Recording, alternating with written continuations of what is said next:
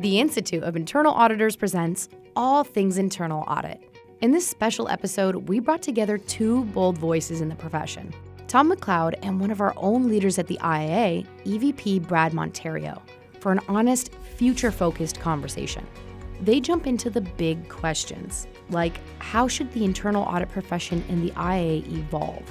What does intelligent, integrated assurance look like? And how will AI, agile learning, and global influence redefine what the Institute stands for in the years ahead?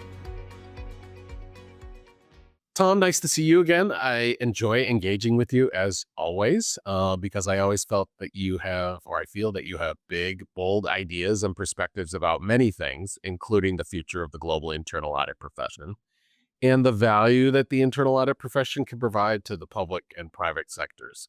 And I know you're not shy about sharing your thoughts, and to some, your ideas may be maybe too bold or too scary, and that's okay. Change is uncomfortable for many, and yet for others, your ideas might seem to be right on target. And regardless of where someone falls on that spectrum, I think, I'm probably somewhat safe in saying that you want the best for the profession and how the IA can best serve their professional needs now and importantly in the future. And so you have said the IA can lead the next frontier of our profession or become a footnote in its transformation. And I thought this would be a good place for us to begin our chat together and for our listener to better understand your perspective, and also for us to share some insights into how the IA is approaching some of the challenges that you've raised. One needs to start with any talk at this juncture in our history, not so much about the institution, but about the profession as a whole.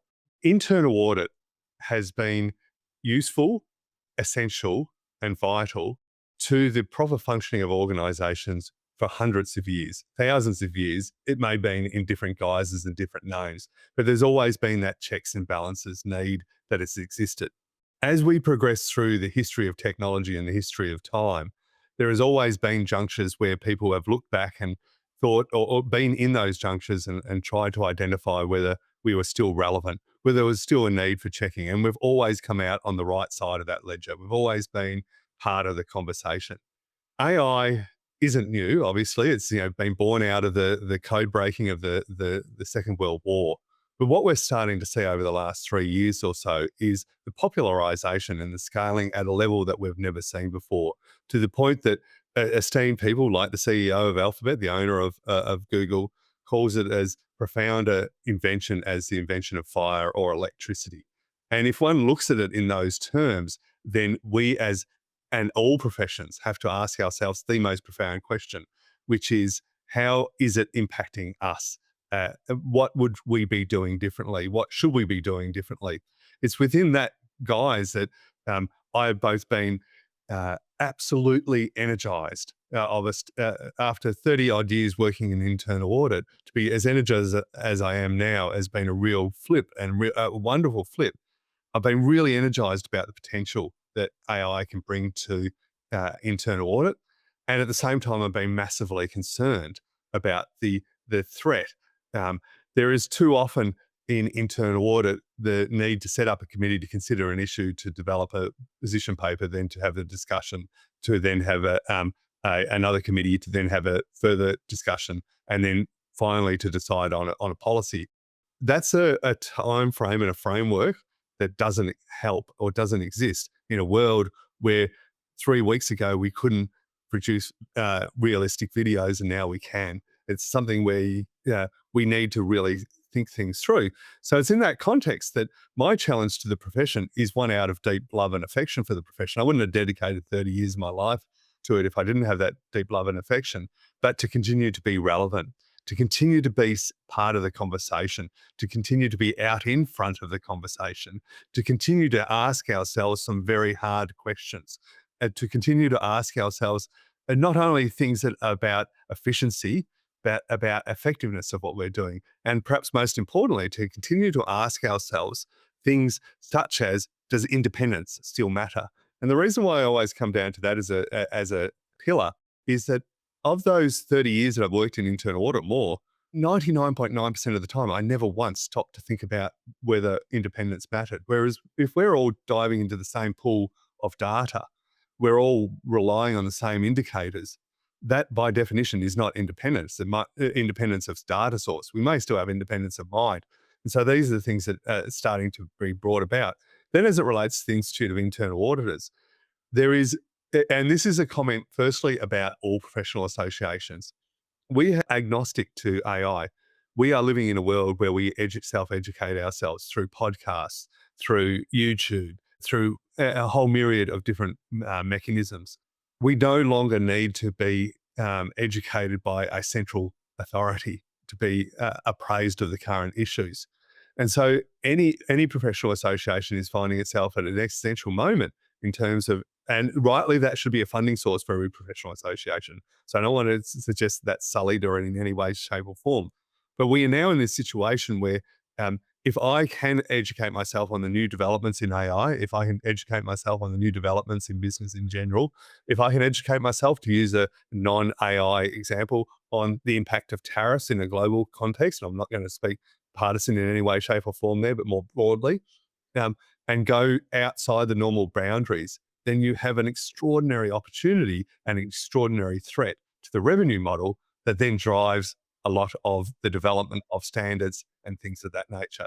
So I keep back to that we're in the most important moment in the history, perhaps I'll rephrase it. We're in the most important moment, not of our generation, not of our career, not of our lifetime, but in the history of our profession is right now. And I want us to be having the big debates. I don't know the answers. No one knows the answers, but everyone has the questions we should be asking. I completely agree. I think that we are living history right now, and folks will look back on this moment in time. It's a small blip, right, in an eternity, but they will look back on this moment in time and realize that we were part of history. We were part of something big, and we had an opportunity, or we have an opportunity to continue to be part of that and help shape that. I think what you talked about, where it's both sort of exciting and a little bit maybe scary in some ways, where we are right now. I often say it's like licking honey off of a knife. It's like, it can taste sweet and there's the reward, right? But there's also the risk of cutting yourself. But you're willing to take the risk because it tastes so sweet. And I think that, we are at an interesting time, and it is not just like an incremental business improvement. This is transformational. This is disruptive. This is causing organizations and business and governments to relook at almost everything they do and how can they leverage the power of AI and new technologies. And like you said, hopefully not get left behind, right? We want to be out on at least keeping pace with change, if not also driving and affecting some of that change. The opportunity is ours to seize or not right now. Yeah, look, without a hesitation of a doubt, and we can observe other professions. The great professions of law and medicine and science. They're racked with the same opportunities and self doubts that all professions are going through. Some are embracing it. Some are trying to put their finger in the dike of the dam. That would be Hollywood in many respects. We're probably about 2 years away from seeing a genuinely Oscar-worthy AI-generated movie. And will it matter is the question. If that's what the market for entertainment actually wants, why would we not go down that path? And we could hold on to the beauty of Meryl Streep and Tom Hanks, and I'm their greatest supporters and greatest fans. But if the market is wanting something else, and ultimately we're in a market shaping moment here as well, not just with regards to Hollywood, but we're in a market shaping moment where the market is telling us. And so, for instance, with internal audit, the market is clearly telling us that retrospective, every 3 months, annual audit plans are dead. They want real-time, dynamic audit plans that change based on risk indicators that may change on the hour, may change on the day or the week or the month. Those are the things that we need to get our heads around. The market is clearly telling us that we want to be able to have that sampling is a nice oddity of a bygone era. You can test the whole data set. Yeah, you can test the whole data set, but more than testing the whole data set, you can test the whole data set and against your peers as well. We've got to start having a conversation as to why all the banks, for argument's sake, and I'm putting aside the competitive Why are there not indicators that aren't shared across the whole of those essential industries so that you can actually map yourself in terms of a control and a risk perspective? There has never been a more fulsome conversation about risks being had.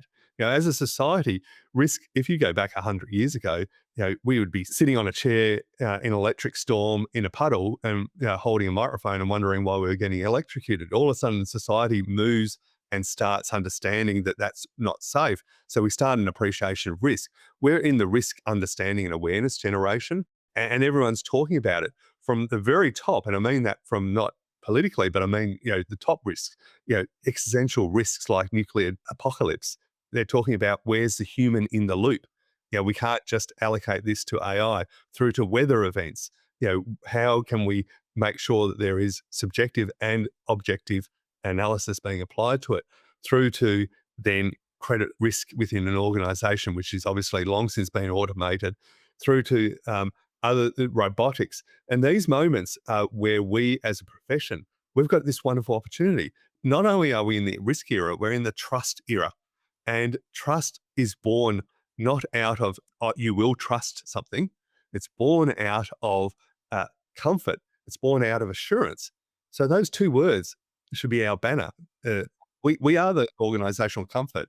You raise those points. I see a lot of parallels. I've done a lot of work with the CPA or accounting profession too, globally, on a number of fronts. And of course, some of these very things that you raise as issues facing the internal audit function and profession are something that the accounting profession has been facing all along as well, and probably a little bit further advanced in their thinking and their doing around those areas. And, trying to maintain their roles as, the most trusted advisors to business, right?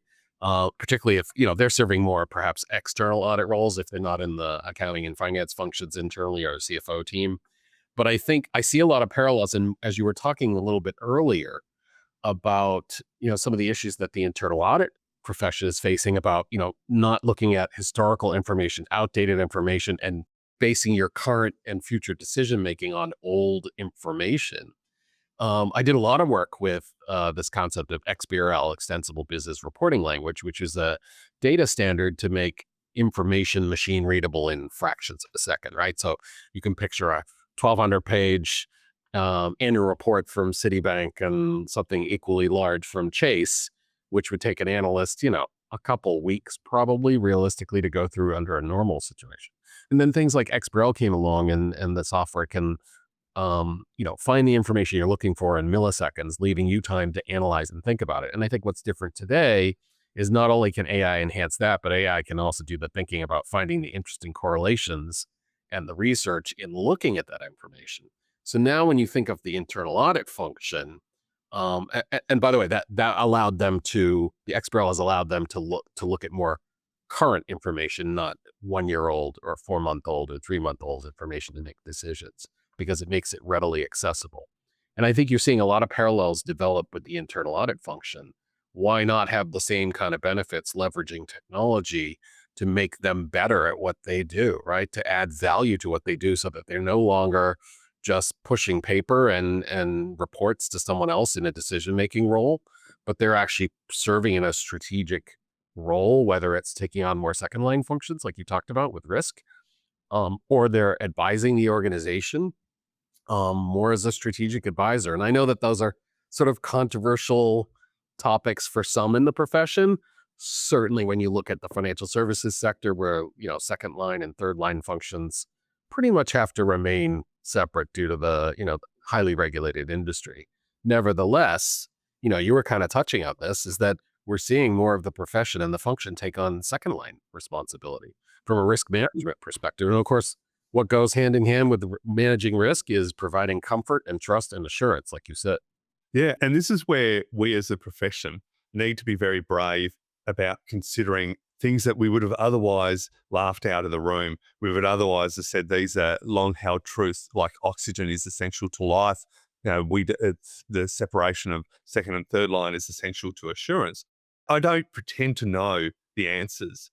I would caution anyone at this juncture of history to say that they're an expert. There is no experts in this field at the moment. We're all just finding our way, in some instances, using the technology for the first time, where we're understanding its implications for the first time. what I would say there is people that are using it more than others, which make them more skilled, but we're all learning about it. So we've got to ask ourselves these profound questions. We've got to ask ourselves about structure, and we've got to ask ourselves about structure within organizations. We've got to ask ourselves about mandate. We've got to ask ourselves what our stakeholders, not what we want to give them, but what they actually desperately need. And I often, when I speak with clients, talk about the CEO 3-minute call. 3 minutes that you have between when the CEO calls you and when you got to stand before his or her desk. And they don't want to have the information from 6 months ago or 3 months ago. They want to have a 3-minute conversation with you that you've had 3 minutes to prepare for about, is it a risk? Have we assured it? When did we last assure it? And if you were to say to them, yes, it is a risk. We assured it 6 months ago. I'm not really sure what's happening now. That's probably you continue on HR and giving your resignation in this environment. Whereas if you can turn around to the CEO and respectfully say, "Ma'am or sir, in this particular risk has trended as a risk for the last 5 years and continues to do so, but it is not an outlier. It's not being seen as an outlier. Our most recent assurance check on it was 24 hours ago, and we identified the following 4 issues which were immediately addressed by management. So as a consequence, we can give you a level of comfort with regards to the management of this particular risk, whatever it might be." That's still only a 1-minute conversation with the CEO or the chair of the audit committee, but the assurance that they're actually taking, the comfort that they're actually taking in a world where decisions are being at speed that we can't even fathom. We literally can't fathom the speed of some of these decisions that are being made by algorithmic adventure, let alone us understanding how those algorithmic adventures is actually being undertaken. And that's the other thing I'd call out is that we also not only have to be working at speed of the decisions, but we also have to be brave enough to call out that which we can't provide assurance over. There is an enormous amount of black box magic happening at the moment, and that's not a doomster look at AI. It is how AI talks about itself. It's how Sam Altman will talk about, that there's some things we don't know how it's generated. And so we need to be able to stand before our governance forums and stand before ourselves and say, we have not got any assurance over how this particular AI was generated this information. We don't know how it was produced. We can't replicate it. We have no transparency. And as a consequence, to use a phrase that has been used in many other environments, but is extraordinarily relevant now, you may trust the system, but we can't verify it. The phrase of the new era for internal audit for me is the wonderful Reagan-Gorbachev trust but verify phrase. We will trust the system, but at the same time, we're openly going to tell you that we're verifying it. If we can't verify it, we're openly going to tell you that we haven't verified it. And it's these concepts that I want everyone to be thinking about. And it's not just a wise old soul, or perhaps only an old soul sitting in Australia saying it. It's more so every jurisdiction. It's an issue that's jurisdictionally agnostic, whether it's from the hot streets of Riyadh through to the noisy streets of Bangkok, through to the beautifully structured streets of Stockholm, through to the humidity of Orlando. Everyone has to have these conversations. We all have to bring to it our experience. We all have to bring it to it our nuances. We all have to bring to it our jurisdictionally specific regulatory considerations. And we also have to bring to it a desire to move the profession forward. And with it, then the Institute has to be prepared, if I may say respectfully so, to be both on that journey and to lead that journey. You raise a lot of good points. 2 things. I think what, inside the black box, that mystery of what's going on in there, has also raised very quickly the need for and the development of or the emergence of, the algorithm auditor, right? And I can remember, 6-7 years ago, I was on the board of directors for the Casualty Actuarial Society.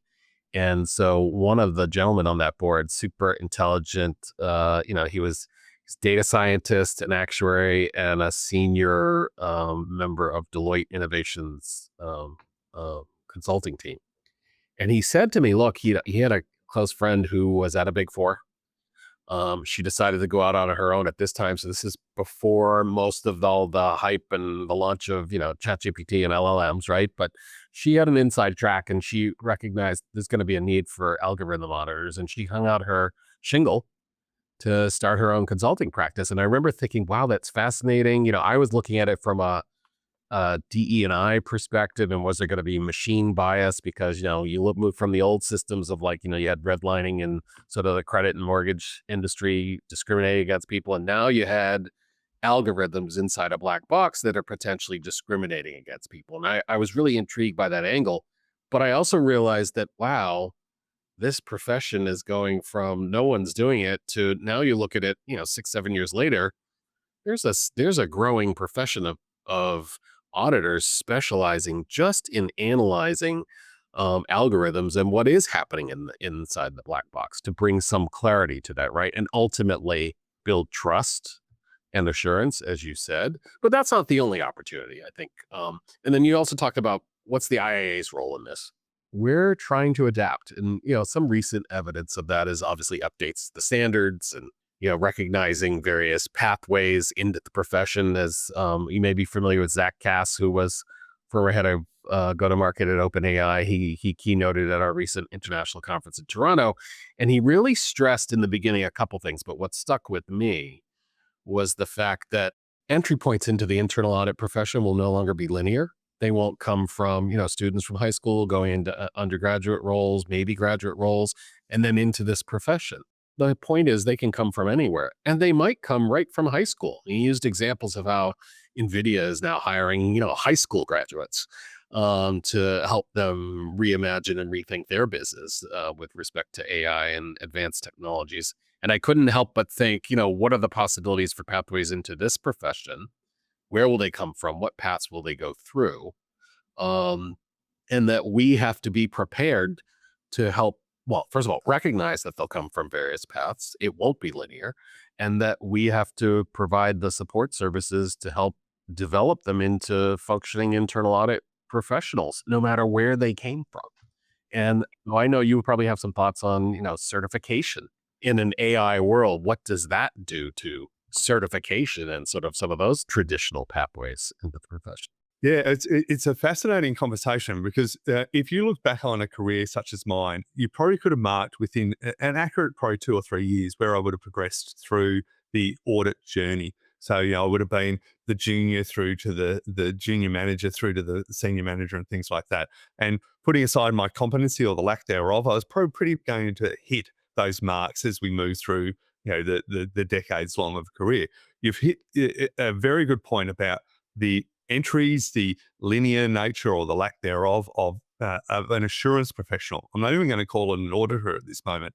An assurance professional is now so diverse. And it's not only the ability to examine and interrogate, but it's also the ability to storytell. And it's so the person that can produce content, and I'm deliberately calling it content, that is relevant to me as the receiver, not relevant to me as the distributor. So it might be that the same content is being produced in 20 different ways. And if that can affect a change and improve the better management of risk within an organization, why would we not go down that path? Our skill set is absolutely critical to assess. And I'm going to break it down into 2 parts, the practical and the theoretical. So in the practical sense, I envisage a world where there will be a lot more what we currently call guest auditors, rotational auditors, where people will be brought in for a moment for a particular task. I can also see the disaggregation of in-house audit teams, not to be co-sourced, but rather that there be specialty SWAT teams anywhere in the world, that are just brought together for a particular risk or brought together for a particular moment. And as a consequence, I can see those people actually remuneration-wise go through the roof, because you're the world's best in terms of doing this algorithmic auditor on bias in a consumer-facing LLM. We will pay you $1 million to give assurance over the top of it because the value at the end of it is $10 billion. And so that's minuscule. So the practical aspects, I can see us getting skills from all and sundry. On the theoretical side, it's a really interesting and it's a challenge for the Institute. The certifications has served as well as a profession and at the Institute over the decades. as with everything, we have to constantly reevaluate as to where they sit. One, all certifications going forward have to have some form of AI literacy and digital literacy, not as an add-on, not as a module, but permeated throughout every aspect of it. The second part is then a conversation about the relevance of certifications against standards in a world where everything is digitized. So if I can access the total corpus of digitized knowledge that has ever been produced in the history of the world, the internal audit standards as a component thereof is so fractionally small. Do we need to be focusing on those standards? And especially if they're very general, or do we need to be focusing on specifics or just principles? Along those lines, though, so I very much believe, even in the age of AI, that some form of standards will be necessary because we will still have to have a barometer or a benchmark for what's good and bad, what's right and wrong, right? We need something to measure from as a point of reference. I'm a sci-fi nerd. And I can't help but think, as you talk about, you go to any LLM, and especially, I mean, they're powerful today. What will they be with quantum computing and agents and all those great things in just a couple months, let alone years? I can't help but think how much foresight certain sci-fi movies that deal with something called a matrix talked about. You just plug into your head everything you need to know about flying a helicopter, and then you can go fly it. Now, what it doesn't do is give you the quote unquote experience, right? On the job, in the role experience of flying that helicopter. But it can teach you all the technical things you need to know about what all those switches and buttons do and how you turn and fly and adjust everything. But I often wonder, how far are we away from the experience can also be handled in some way by this intelligent, adaptive technology in any profession? And so, do you need to be the expert in XYZ topic auditing and know every single aspect of it and have done it yourself, or work with a team that has done it? Or how much can the AI sort of compensate for that and handle some of that? And I'm curious what your thoughts are on that. Yeah, look, it's a very good point in the sense, one about the availability of information. We've gone from scarcity to abundance, and how does that actually drive our understanding of risk within an organization? Um, the one thing that I'd call out, and I will invoke a slightly different movie. We all love The Matrix, but I'm going to invoke a movie that for anyone of my generation, and I'll include you in that as well, Brad, that was so definitive, other than the cinematically grossly underappreciated now 40th anniversary Back to the Future, which is for me the greatest movie of all time. But there is a movie, and I watched it just recently, and when I say the name, you'll very much appreciate why I call this out. I watched this movie again for the first time in about 25 years, and I watched War Games, the Matthew Broderick classic. And the reason why that resonated with us all, shall we play a game? He's gone from changing his grades to thermonuclear war. Is that it was a simulation. It generated the moment of, oh my gosh, we've unleashed something here. So we can have all the information in the world, and we will have very soon all the information in the world. We'll have all the information to be able to condense and analyze and distribute. But there's also an emotive aspect. And the beauty of War Games was that it actually showed in a simulation what can actually go wrong. So I think that there's a real need to be using education through a simulation mentality. And I mean that both, not just for the junior auditor, not just as chief audit executive. I mean it for people in the organization as they relate and work with risks within the organization. I mean it for governance. And I can see the Institute, for argument's sake, developing a whole new genre of education around simulation. And it is simulation of akin to the airline simulations that, if you don't land this plane properly, you are going to get a terrible shock sitting in the aircraft simulator. You are going to bang, bang, alarms going off and things of that nature. Yes, you can walk out and have a cup of tea afterwards, but in the moment, you need to feel the stress and the intensity of it. So this education moment, and I think that these are the three E's for me of this era. So the first E for me is efficiency. How can we do a report quicker? We've all written the poem quicker, and so that's great. The effectiveness is, how does it impact if the management of risk within our organization? Ultimately, how good is the sonnet? How good is the poem that we've actually created? But the third E for me is actually education. As much as this is the AI era, it's the education era, because I need to know what the boundaries of my incompetency are as much as I need to know where the boundaries of my competency are. I need to have standards, practical standards. They can't be what I would call motherhood standards, that you should assess risk. Of course, we should assess risk. We're living in that era. They need to be, this is how you assess it. And if I can give an example, just very quickly, as it relates to AI bias, about 2 or 3 months ago, I set myself the goal. I was asked by someone, how would you audit AI bias? And I was like, oh, I'm an auditor. I know how to audit anything that you put before me. And I sort of like sat down and I wrote it. And I wrote this post. And in it, I wrote the whole thing. And I got to the end of it, and it was about 2 minutes before I wanted to publish it. And I realized that the way that I'd audited bias was again an old framework to a new risk. And at the very end, I decided to put a disclaimer at the end to say, I'm actually not sure that I've actually helped in the assessment of the AI bias on this machine, because I'd talked about, have you got a policy? Have you done this? Have you done that? Very traditional way of doing it. Assuming those things will apply in this environment. Yeah. Yeah, if you've got a policy, that's great, but there's still AI bias. So what have you actually done to mitigate the risk? And it was a deliberate sort of like self-flagellation moment, because I really wanted to feel that unease. I really wanted to feel that moment. And I really had to, right up until the last minute, I had to decide as to whether I was going to um, put it out there or not.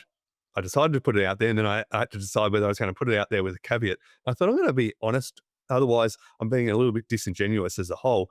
It's those moments that we as a profession need to keep having a conversation around.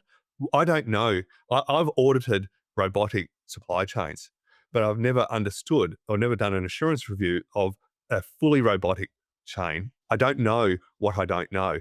I need to feel that awkwardness. So it comes back to the education and comes back to the war games analogy, is that we need to have those simulation moments. We need to test ourselves. And this is where the Institute has this extraordinary rich vein, and so unashamedly talk about it as a revenue generating, but an extraordinary rich vein opportunity with regards to simulation development. I oversee learning and development for the profession. And, I'm excited to hear your ideas on this, because I like you, I agree. Gone are the days of the talking expert at the front of the room with death by PowerPoint, right? That's the last thing we want to do. And the data already shows us that you as a professional sitting in that seat retain a small amount of that information, right? To help learning be more experiential. And like you said, simulations, hands-on, practical. Theoretical is good for some things, but there comes a point that people want to know, tell me what I do in my job day to day. And so it needs to be experiential and practical, and actually let them try it and experience it. Your analogy of using the airplane simulator is a great one, because yeah, they can walk away, have a cup of tea, like you said, even if they crash the plane, but they need to feel the experience of either successfully landing that plane or crashing it and killing all those souls on board, and what that feels like. Better done in a test or simulation environment than certainly the real world. But, at the end of the day, they've got to deal with the real world. I feel we have an obligation at the IAA to equip them with the skills and competencies and help them elevate their proficiency level in those skills to be the best they can be. But here's the challenge from my perspective, Tom, is some of these bodies of knowledge themselves are changing so quickly. And then when you layer on technologies like AI and machine learning and intelligence, if I use that in quotes, it's adaptive. How is that introducing new risk? How is that introducing changes into what they thought they knew literally an hour ago that could change within the hour, right? We know the pace of change and evolution is significantly faster than what used to exist. And so, what you learned a week ago might totally change today. So how does the learning keep pace? That's what I worry about. That's what keeps me up at night.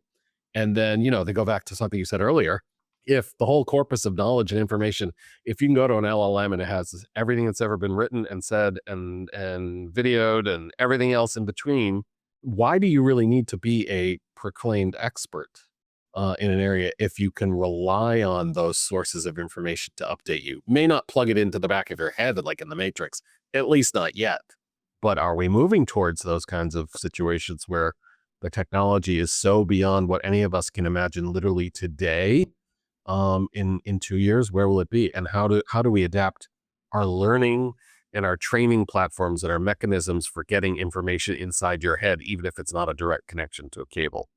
The distinction I actually make is between expert and specialist. So I think we're entering in a world where everyone, the PhD in your pocket, as it's often being described. And so we will have this expertise on every imaginable topic. Specialism, though, is understanding the fundamentals of assurance, for argument's sake, understanding that it is trust but verify. And I think that the auditor, the audit concept, assurance as a whole, whether it's management or independence, is a specialization. Specialization for me is knowing the boundaries of what you know and also the boundaries of what you don't know. And so it's being able to say, yes, trust, but verify.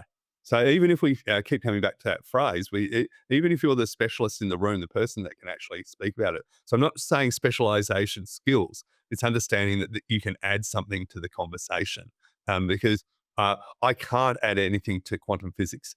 Like there is nothing that I can add as an accounting person of 40 years. There's nothing I can add to it. But even if I did need to add to it, I could get that access and I could get it framed through an accounting prism in an LLM in 3 minutes to me to make myself sound like an expert. But a specialism, and it comes back to the training, it comes back to the awareness, it comes back to the desire, and it also comes back to the speed of the profession to be able to move, and just be open. But this risk has changed. It has dynamically changed in the last 5 days. It has dynamically changed in the last 5 weeks, whatever it might be. What we gave you assurance before, and this comes back to real-time assurance, no longer holds. And so yes, the map, when we showed it to you 3 weeks ago, when you called me to your desk, Madam CEO, was all green. It's now all red. I can explain why that has happened. That is not a failing of the system. That is actually the system working well. And so you are flying blind at the moment. How do you know this? Because I'm a specialist in providing assurance. I'm not an expert in the risks underneath it, but I'm a specialist in providing assurance. My respectful challenge to the profession, and perhaps if I say it to the Institute specifically, is to be prepared to make the mistakes. Everyone is comfortable with mistakes being made. What people aren't comfortable with is inertia. People are comfortable with speed of decision making. What they're not comfortable with is when the European Union works quicker than the Institute works on matters. When you look at those benchmarks, you've got to start asking yourselves, and I don't mean the Institute as a whole, but any profession it has to ask themselves as to whether they're servicing that which they've done. But I think that what we are dealing with is a moment not only of great change, but great democratization of assurance as well. So we are having conversations where our grandmothers and our children are talking about risks and talking about assurance. They're educating themselves on it, and we need to be part of that conversation. So there can be no corner, no conversation, no conference, no podcast. I think at the moment we're talking a little bit too much within our own bubble. We need to be speaking at every single conference, that from the astronomers through to the zoologists conferences. And we need to talk about why assurance is so critical in your profession, not where our profession is so critical. It's why your assurance is critical within it.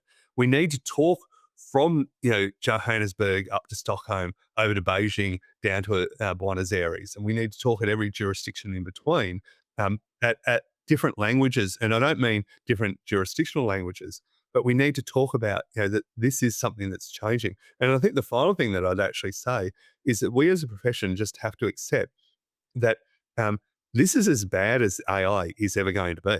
Tomorrow it's going to be better, and it's going to be better. So we can't just rest on our laurels. Well, we did an analysis of O4 from GPT. Aren't we good? Yeah, but it went out to 5. Well, Model 6 is coming out, Gemini 3 is coming out, whatever it might be. And we've got to be prepared for it. We do have to avoid the phenomena of, oh my gosh, there's a new model coming out. Oh my God, the world's falling in. We've got to stay the course. But can I just make an observation, though, which is how an exciting a moment to be in assurance. We could say we're being forced, but we are close witnesses to the greatest change in the profession, in the history of the profession. We are the people that we would have otherwise envied. And I don't think that's exaggeration. I know some people might look at that and say, wow, you're really, really exaggerating that for effect. I don't think I think we are at a very different time and on the precipice of something unfathomably large. And it's transformational, not just for this profession, as you said, it's every profession. It's business, it's society and government and consumers, and it's touching everyone's lives and transforming them. If they want to be part of that change, great. There are always going to be people that resist or the laggards and that kind of thing. And so that kind of makes me think everything that you've been talking about, you know, you've heard the concept obviously of human in the loop with AI and the concern that, somehow AI will take over my role, or maybe it'll replace junior auditors versus the more senior ones. And I'm wondering if it's about a balance that you strike between the use of the technology and the humans in the loop. I personally look at AI as like my robotic coworker, if we want to look at it that way.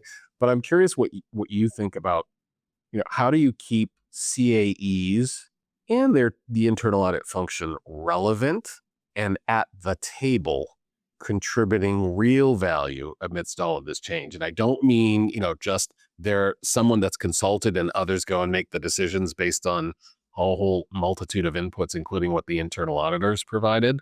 I want to make sure, how do you keep them relevant and at the center of that conversation and providing real value to the organizations they serve? I'm going to start with your last observation. It's about providing real value to the organizations that they serve.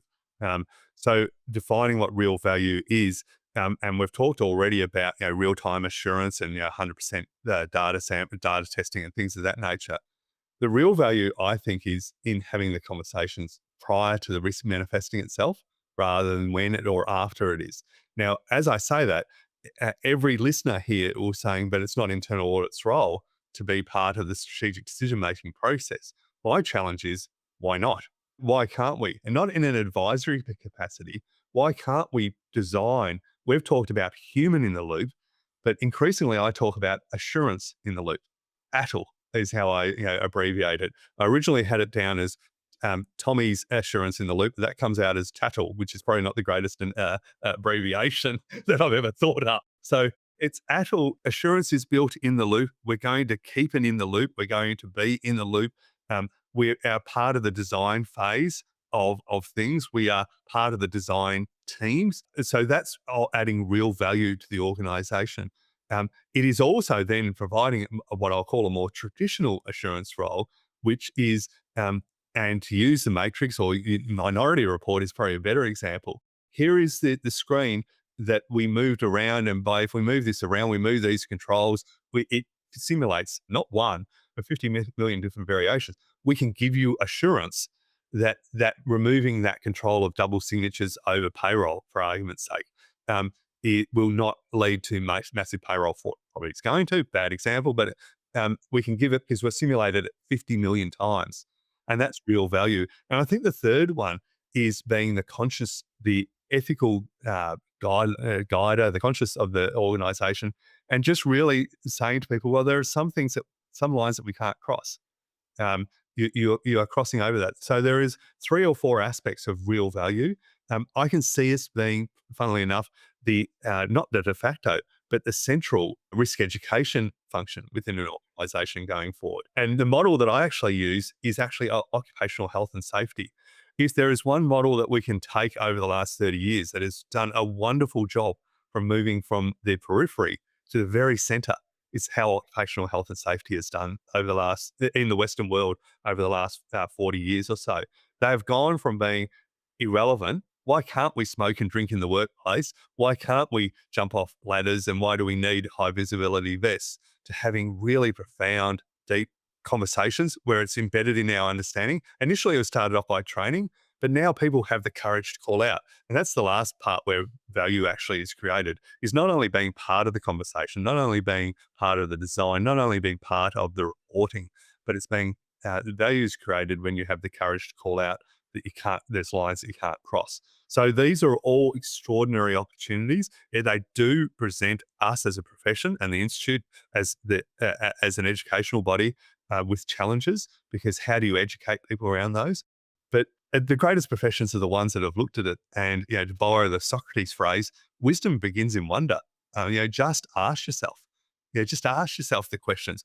And if I may challenge the Institute for one moment, the Singapore conference next year, what a magical, I'm not sure how Singapore was come to be chosen, but there is probably going to be no more important country in the world in terms of AI moving forward, not in terms of its development, but in terms of East versus West than Singapore going forward. A country 40 kilometers wide.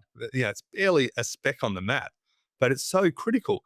Now, why that's so important is that the Asian influences, the Chinese influences are meeting the American influences right at this moment. The Singapore conference next year has to be awkward. I'm deliberately using that word for the internal audit profession. We have to ask ourselves some profound questions. If people get up and do I'm going to take you through the standard 2344. I know that there's not a standard 2344. That's a wasted opportunity. If someone gets up there and says, my gosh, the sky's falling in, that's a wasted opportunity as well.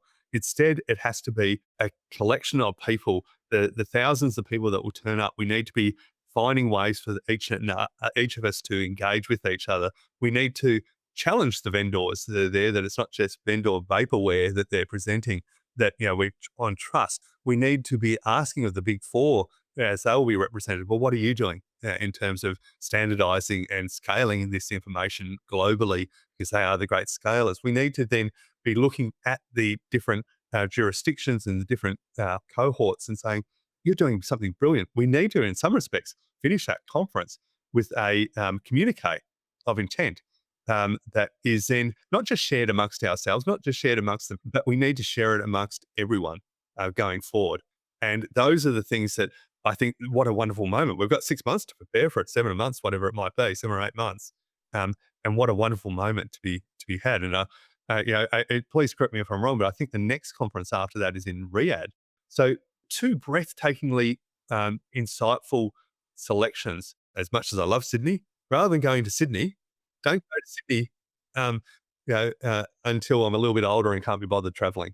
Well, hopefully you'll be excited about, we're planning to make an announcement for what's happening after Riyadh at Singapore. So and I believe that you'll be excited about where those locations will be as well. I agree with you. I mean, we have significant opportunity.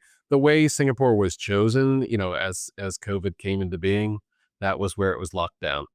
And so this is sort of a redo, but I think it's not just chance, right? I believe in fate in some ways, and it was meant to be back in Singapore for many of the reasons that you talked about and others. And I think that the leader of our National Institute there is extremely excited, and I think we have some great things planned.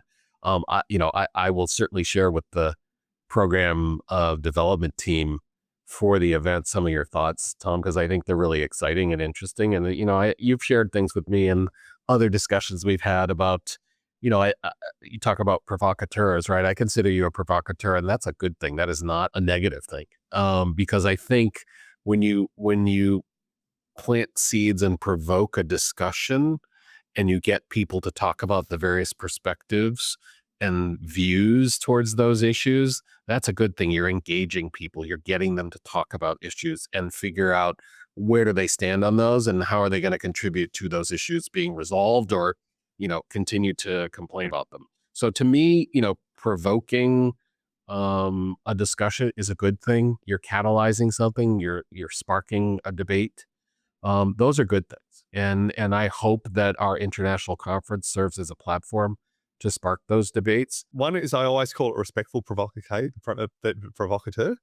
Is provocation for the sake of it is, can be counterintuitive. So one needs to be respectful. Can I respectfully challenge the Institute on 4 grounds, if I may? And this is done with a great affection for the Institute and what the Institute actually does. The first and foremost is my challenge to the Institute is to the full corpus of content that the Institute has developed over the decades needs to be instantaneously accessible to all people, both members of the Institute and non-members, so that it's a chatbot of some sort that can interrogate everything. I want to understand how the standards have changed from 1973 to 2025. Who needs to know that? Well, there's someone asking, so be the person. So it's that really exposing the institute as a whole as a center of great historical knowledge. The second thing is on the network side. We all are on LinkedIn and we will all continue to be on LinkedIn, but there is an opportunity for the institute in this environment to really bring through our micro schools of constituency or groups of thought. It is, let's set up not a committee, but anyone wants to do a drop in every Friday just to talk about AI bias. Tom McLeod's going to run it, or Brad's going to run it. And if there's one person there, that's great. But there might also be 500 people that turn up. And we're just going to continue to talk about AI bias. And we're going to continue to learn from it. And someone one day is going to come along and say, hey, someone in my team, a 12-year-old who was just working on a maths problem, has just worked out something. Well, we can't listen to a 12-year-old. Well, why not? Why can't we? So that's the second challenge that I would do. I think the third one is in terms of the community. So I've talked about content. I've talked about communities of interest. I think the third one is with regards to communication, is that we need to find a way to communicate in the TikTok era. And we can bemoan the TikTok era. We can bemoan the avatar era, but in some respects, it's like bemoaning television. It's not going to go away. So we need to find ways to condense the information, the same information in 50 different ways.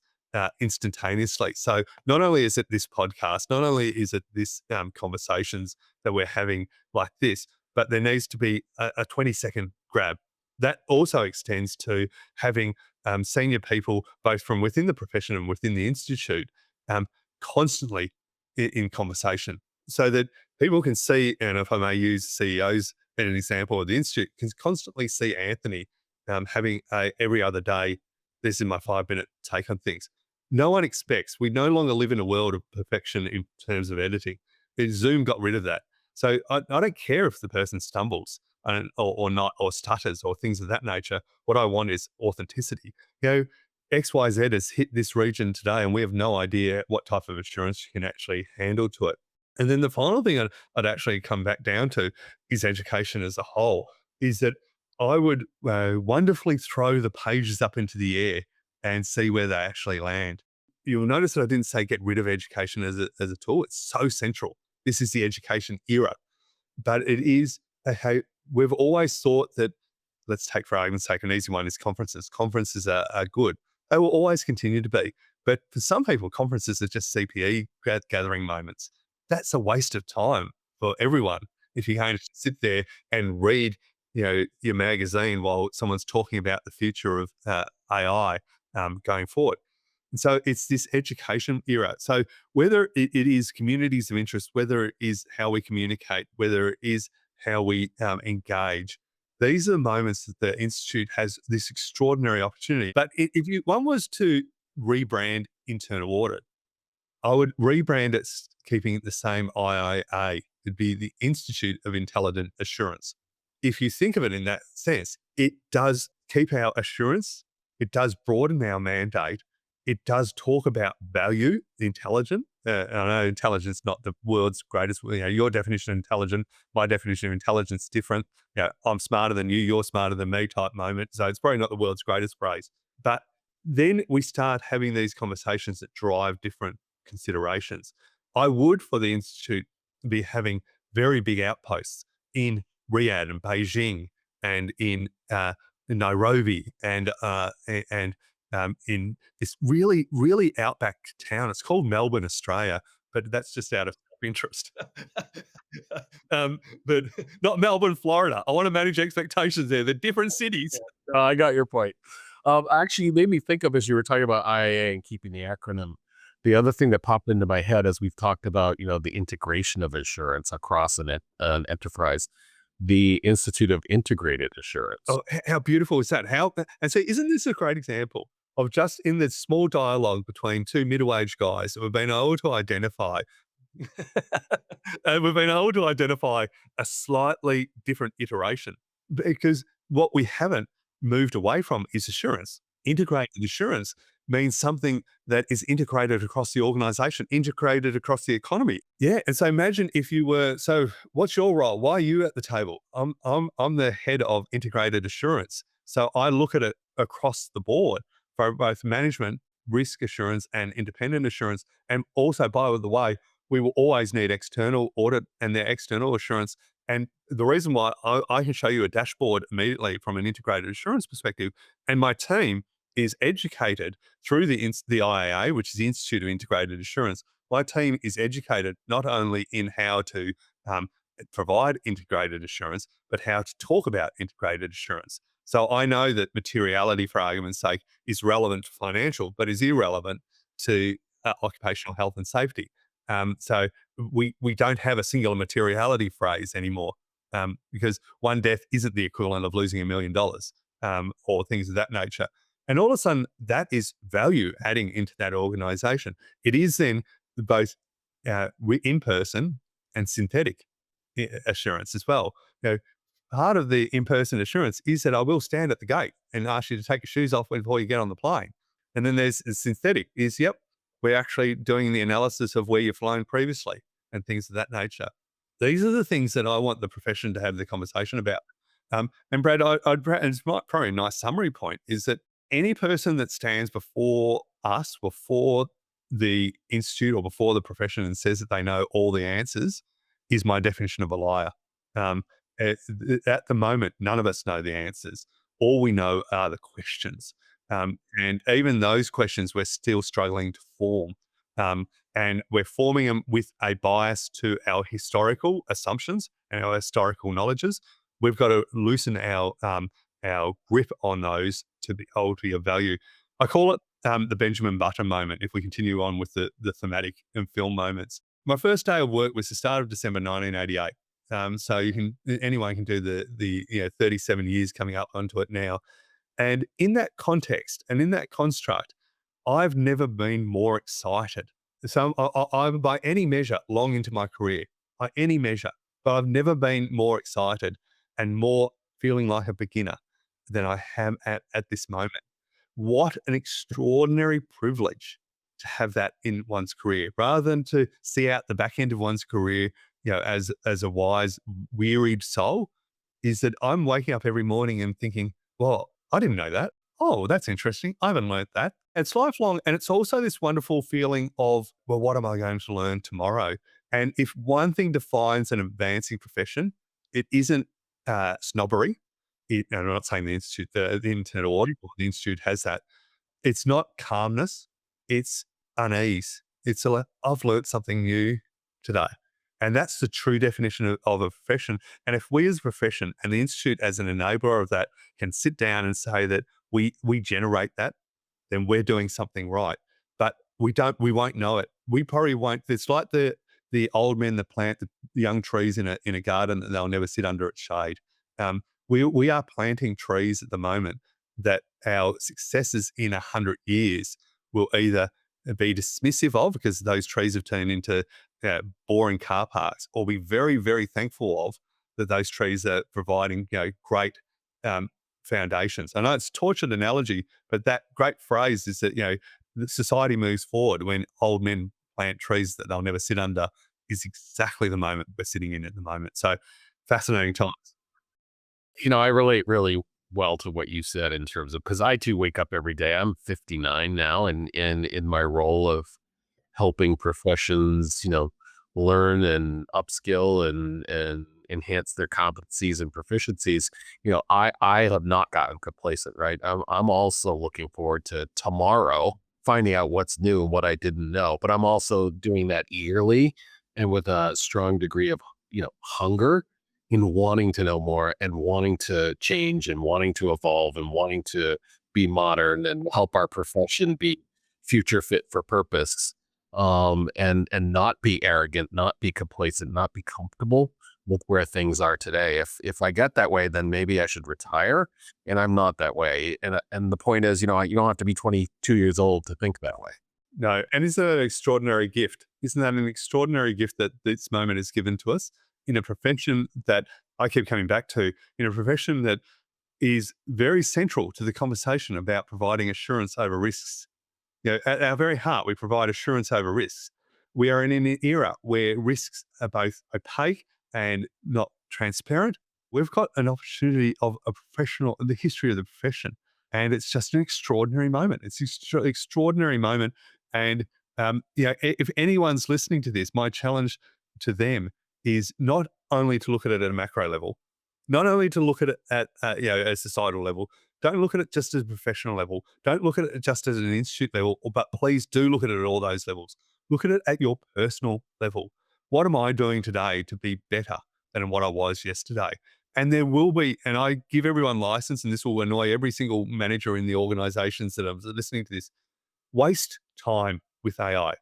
The next time there's a model that comes out, spend a half a day, catch up and with your work another time, but spend a half a day just sitting down and saying, I'm going to put in this audit plan and I'm going to check it out and I'm going to test it out. Ask for weak causal links. Ask for it to remove all the cliches. Ask for it to show the logic in your thinking. And then sit back and think, gosh, this is interesting. I never thought of it in that way. Only then, with that development, the personal development, will that be the flower bed of an extraordinary garden. My wish for the profession is threefold: is one, that it is courageous; secondly, that it is inquisitive; and thirdly, that it's insecure. My wish for the profession, for the institute, is equally threefold. One, it sees itself as having a future. That it doesn't drown in the moments of self doubt. The second wish for the institute is that it throws out that which is no longer necessary and invites that which is essential. My third wish for the institute is that it looks at the horizon and sees it as a 100-year organization. And if it doesn't, it will be a 5-year organization. That's probably a nice way to sum it up. The one thing, and so first of all, thank you for those insights, Tom. And perhaps your ears were ringing a little bit. I guess it serves as a nice, almost a validation for me, maybe, as I think about some of the conversations we've been having recently with my teams and broadly across a number of other teams here. Leveraging our full corpus of information, like you said, and having some kind of chatbot or bot or interface or something that, can help members of the profession, as well as those who aren't members of the profession, sort of query that and interact with that. I can tell you those kinds of opportunities are being analyzed and with a sense of urgency and agility. And this is not a 5 years from now, we're going to launch something kind of thing. We fully appreciate the timeline that we're on. And I always do believe in urgency isn't panic mode. Urgency is just faster. And with agility, it doesn't mean we cut all corners, but it also doesn't mean we strive for absolute perfection every time, because perfection gets in the way of progress. And so, working on those kinds of AI-based or AI-enabled platforms, capabilities, capacities are things that we are actively pursuing and exploring now. The concept of the sort of the micro sort of schools of groups or communities is also something we're looking at, and not for something that we want to control, but something we just want to facilitate or provide the platform or the spark or the seed for, because the real value is going to come from you and your peers engaging in those communities when you want to and on what topics you want to engage on. You and I have talked before about this immersing ourselves in that rapidly evolving and moving stream of information and being part of the communication and getting 5 minutes of the profession's time every day on what are the current issues, even if it's things we haven't solved, right? It's just to plant the seed and get the conversation going within the profession, and showing that the IAA is in fact plugged in, aware, and has perhaps an opinion, but maybe they don't, but that's okay. But to get the profession listening and then engaging, right? We don't want just wires or lurkers. We want people in the profession engaging and talking about these things. And then finally on, education, again, near and dear to my heart in terms of our responsibility. I don't want to be in a position where we're comfortable or complacent or even arrogant about what we think works. Literally today, I had a conversation with some folks on my team about conferences and the fact that a decades old model exists where we have opening session or plenary sessions. We have concurrence, we have lunch, we have more concurrent sessions and a closing keynote. And everything is very scheduled, right? So during the breaks, they're in the exhibit halls talking to vendors and partners. And so I posed the question to some folks on my team, what if we approach this as people can be anywhere they want, engaging with whatever component at that event that they want to? So maybe they're not sitting in the scheduled general sessions or concurrent sessions. Maybe they're doing something, one of our activations in the exhibit hall, or maybe they're talking to vendors, or maybe they're networking with each other, and they'll go sit in on the sessions that are important to them and relevant to them. But we shouldn't treat it as this linear schedule of events that they have to follow along with us. They can plug in wherever they want. We're talking to leading universities about design your own education program. There's 150 modules at various levels of proficiency. You pick at the time you need them, the things that are important to you. So whether it's an hour, whether it's 16 hours, or whether it's something else, but it's the topics that you care about and that are most meaningful to you that you can supplement with whatever other learning and thought leadership and research that we make available to you, or perhaps you get from your own employer or another source. But the point is, hyper personalize it, make it relevant to you, Tom McLeod. Your needs are going to be very different than Brad Monterio's. They should not be cookie cutter or monolithic. And I think from a learning perspective, we have to recognize that. We recently published the new competency framework in July we released it in Toronto at International Conference. And of course, that was a significant, I would say, improvement over what we used to have. And it introduced the level of, 4 levels of proficiency in those various skill sets. But we need to make sure that that competency framework, to talk about how quickly the market is changing, is that adapts on a real-time basis. Because 6 months from now, that AI sort of centric knowledge and skill that you talked about, they have to have, that's evolving. So how does the competency framework evolve with that? And then you can extrapolate that to how do things like the syllabus for the CIA exam evolve to adapt to that? How do our standards evolve in real time or near real time to adapt to those changes and those new risks that are introduced? So I think the timeline in which we've operated traditionally, which has been very slow, is dramatically changed overnight, so that we're talking light speed plus. And how does an organization like the IA, or how does a profession adapt to that shift in time so that they are still relevant and out in front of it? That's hard to do. And we don't, just like you said, not yet. I don't dispute that it's hard to do. And indeed, if it was easy to do, everyone would have done it, to use that old cliche. And your analogy of the linear or the conversation with regards to the linear conference is a really fascinating one, because we've all done it's 9 o'clock on Monday morning. We've got to be sitting in the plenary session and the major conversation, and we've got to clap the person who's lecturing us rather than engaging with us. And I walk away, and then it's 10:15. I've got to go and have, you've got a great pen set. Thank you, vendor. I'll take your 5 pens, and you've got a great notepad. If that's what you're going to a conference for these days, you're probably not getting the most out of the conference. In my world, in my mind, I would love to have some form of coding on my registration that actually, lights up my badge that says that this guy, Tom from Australia, is very much aligned with the thoughts of not the desires and interests, but thoughts and other things of this person from Bangkok, or this person from Costa Rica. And as a consequence, why don't the 3 of you just go and have a coffee? Just sit down and have a coffee. And but you're missing out on Tom McLeod presenting in hall number 3 on XYZ. But the value is that now I've developed my own school of constituency here, and they will last me a career. They will last me a lifetime. And we've all had those moments and it's about forcing serendipity. And I would be it comes back to being courageous as a profession, as an institute, is just let loose of old thinking. Throw out old thinking as to how it goes. It'll still be someone that wants to sit down and listen to the competency framework. And that's okay, because it's relevant to what they are. But if it's the only thing that people can sit down at, that's a failure of education. Whereas the person might want to sit out. We've always felt a little bit guilty if you're the person sitting out the front of a presentation, outside the hall with your lanyard on, and everyone looks at you as to, why aren't you inside? It's sort of like, well, I'm not inside because it's not valuable to me. That's a failing of you, not a failing of me. So I just think that, and it probably goes to the theme of all our conversations today, is that these opportunities are presenting ourselves by virtue of the changes of all professions. These opportunities are presenting ourselves by virtue of the changes of AI, for better or worse.